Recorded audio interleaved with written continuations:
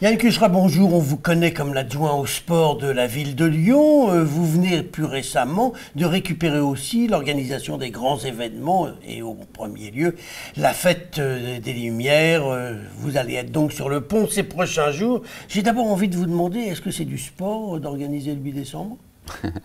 C'est vrai, c'est du sport, effectivement. C'est une fête magnifique qui est importante pour tous les Lyonnais.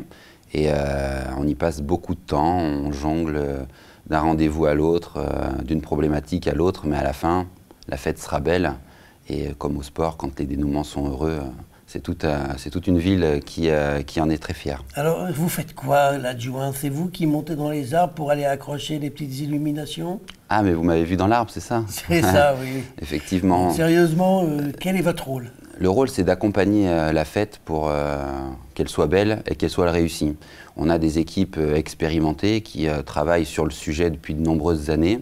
On s'appuie sur leur expertise, mais il faut après porter aussi le message, essayer de faire rayonner notre ville, donc vendre finalement notre fête des Lumières au plus grand nombre en France et à l'international.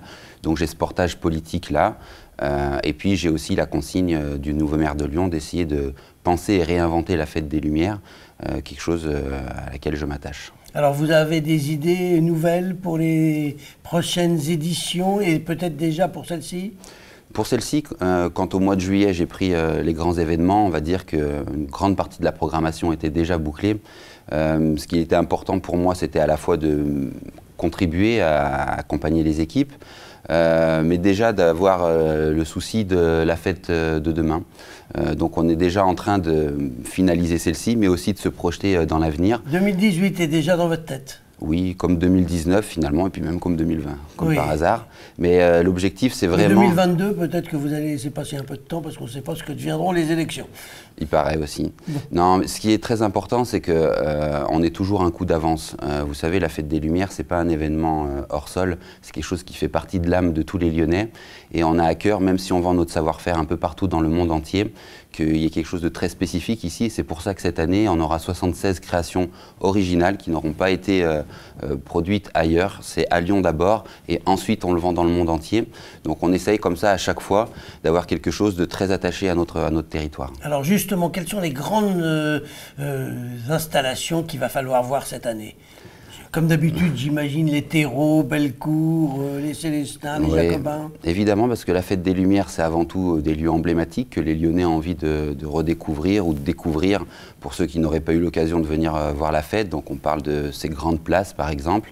Mais il y a aussi des lieux nouveaux. Mais je pense notamment à la place Antonin-Poncet, avec la façade de la Grande Poste et le clocher de la Charité, qui pour la première fois sera mis en lumière. Je pense également à la façade de l'Hôtel-Dieu, qui sera, c'est un monument que tous les Lyonnais attendent, qui est en train d'être rénové. Redécouvrir dans une beauté et dans un écran magnifique. Eh bien, il va être magnifié finalement par une belle projection lumière et un peu comme un lever de rideau. Il va être mis en lumière du 4 décembre jusqu'à la fin du mois de décembre.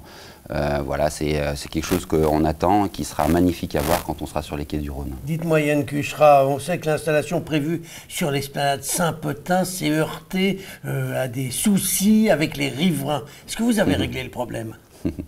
Quand on organise un événement, que ce soit comme la Fête des Lumières ou comme l'Euro 2016, on est tout le temps confronté à des problèmes, mais c'est aussi ce qui fait le piment finalement de ces organisations-là. Le problème est en voie d'être solutionné très clairement. C'était un problème administratif, un peu technique. En voie ou réglé? Il est pratiquement réglé. On s'est entendu avec la SACVEL qui est propriétaire du foncier. Une convention est en cours d'élaboration, devrait être signée aujourd'hui. Peut-être qu'elle est même à la signature depuis hier de la SACVEL. Voilà, l'idée c'était de rassurer les riverains qui finalement avaient besoin que sur cet espace-là où ils sont copropriétaires, il puisse y avoir des garanties de nettoyage, de sécurité, qu'on puisse couvrir les assurances nécessaires s'il y avait des dommages, ce qui a été fait de manière très efficace. Avant de nous quitter, vous parlez de sécurité, Yann Cuchera. Combien de personnes pour la sécurité de cette manifestation qui va durer 4 jours et qui va accueillir des centaines de milliers de personnes? Autant que l'année dernière, un tout petit peu plus, puisqu'on a un peu élargi le périmètre. Vous savez, le périmètre, c'est cœur de ville avec la presqu'île, avec Fourvière et puis avec les pentes de la Croix-Rousse. Donc c'est un tout petit peu plus que l'année dernière, mais dans les configurations adaptées pour que les gens viennent en toute sécurité. Donc j'espère que tout le monde sera au rendez-vous et que les touristes seront là. Yann Cuchera, je vous remercie. C'est moi.